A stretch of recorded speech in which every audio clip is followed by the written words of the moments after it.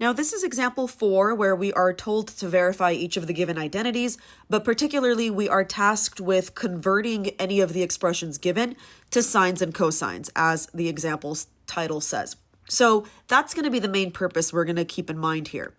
As we're working on part A, we'll first have to identify whether we're dealing with the left side or the right side as the part of the equation that we're going to manipulate. And usually we'll tackle the more complicated side. In this case, the left side has 2 terms, the right side has only 1 term, so we're going to use the left side. So tangent x times cosecant x is given to be equal to secant x, but we have to verify that that's actually the case. So we're going to manipulate what we got here. Tangent x times cosecant x. Now, tangent is a quotient of sine and cosine, and cosecant is a reciprocal of sine. So we're just going to rewrite them as such. So tangent is going to become sine over cosine of x, and cosecant is going to become 1 over sine of x. So the sine of x in the numerator here cancels with the sine of x in the denominator there, leaving behind only 1 over cosine x in our entire expression. So that is, by definition of the reciprocal property, actually equal to secant of x. So we have verified our first identity, changing the left side into the right side, and we've got it to work this way.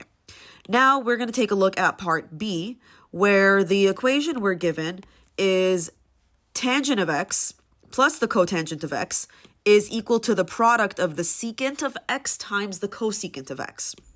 So let's take a look at the left side of this equation, because that one is, again, the more complex version.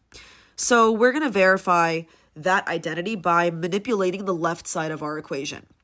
So in this case, tangent is, again, the quotient of sine over cosine, so we're just going to rewrite it as such.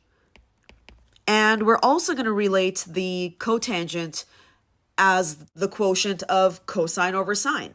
Now, we need to turn the right side of this equation into a singular expression, a singular term, whatever it's going to be.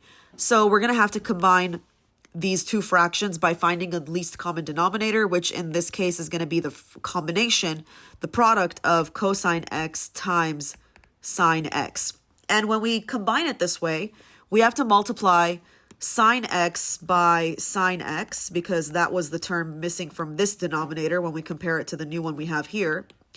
And we need to multiply this term by cosine x, because the cosine x is what's missing from the denominator here as we originally started. So let's go ahead and write down that product. So we have sine x times sine x, which is going to give you sine squared x, plus cosine squared x. Now, cosine squared x plus sine squared x, we know that that's the Pythagorean identity, which is equal to 1. So we have 1 over cosine x times sine x. Now, technically, this is the product of 2 separate fractions. So we have 1 over cosine x as its own fraction multiplied by 1 over sine x as its own fraction. Because if you want to work your way back from here to there, then you're going to see that that's going to give you the fraction we originally were dealing with. But 1 over cosine x, this is equal to secant x. And the second fraction is equal to the cosecant of x. So all we need to do now is remove any fractional expression. We don't want fractions. Fractions are not simplified, so we're going to get rid of the fraction form and bring in the reciprocals of the functions we're dealing with. So this is going to equal secant x times the cosecant of x. And if I'm not mistaken, this is the exact expression that we were given in the problem. Secant x times the cosecant of x. So we took the left side and we turned it into the right side of that identity, which proves that we've taken the left-hand side and turned it into the right-hand side, therefore having proven that that identity is also valid.